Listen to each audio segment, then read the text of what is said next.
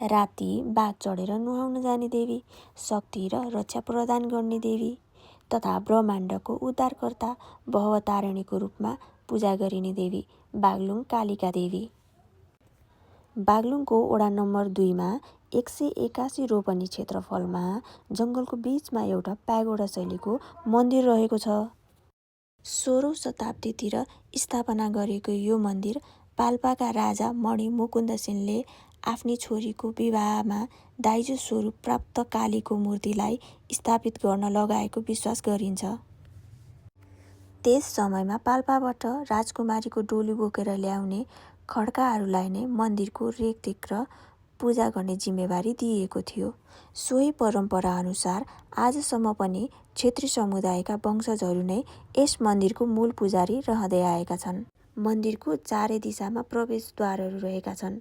यस प्राङ्गणमा शिव, राधा कृष्ण तथा लक्ष्मीनारायणका ससाना मन्दिरहरू रहेका छन्।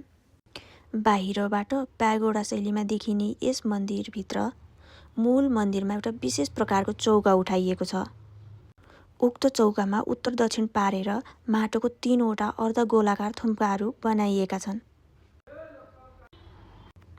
भने त्यसको माथि एउटा अर्को थुम्का छ। यी चारैवटा थुम्काहरूलाई चाँदीको पाताले मोडिएको छ।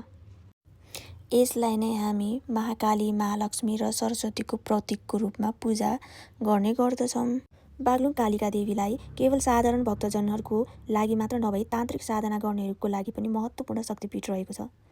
इतिहासका विभिन्न कालखण्डहरूमा यस मन्दिरलाई झाँक्की देवी, कालिका देवी, काली, श्री देवी र माई स्थान जस्ता विभिन्न नामले पनि पुकारिने गरिन्थ्यो।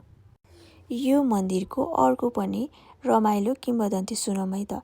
मध्यरातमा देवी नुहाउन निस्कने र फर्कने समयमा मन्दिर परिसर तथा जङ्गल आसपास अचानक शङ्ख फुकेको, घन्टी बजेको र पाउजोको आवाज सुनिन्छ। अचम्मको कुरा त के छ भने त्यस समयमा मन्दिरभित्र कोही पनि मानिस हुँदैनन्। स्थानीय बासिन्दाहरू र यस आवाजलाई देवीको दैविक उपस्थितिको प्रमाण मान्दछन्।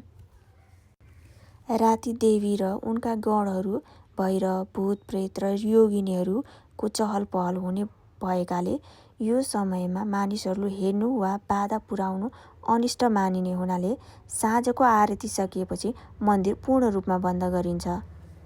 यो मन्दिरमा बडा दशैँ र चैते दशैँ धुमधामका साथ मनाइन्छ, जहाँ देश विदेशबाट हजारौं भक्तजनहरू दर्शन गर्न आउने गर्दछन्। यहाँ दर्शन गर्नाले कोही पनि भक्तजनहरू खाली हात फर्कनु पर्दैन भन्ने जनविश्वास रहेको छ। तपाईँ हामी सबैको सम्पूर्ण दुःख कष्ट हर्ने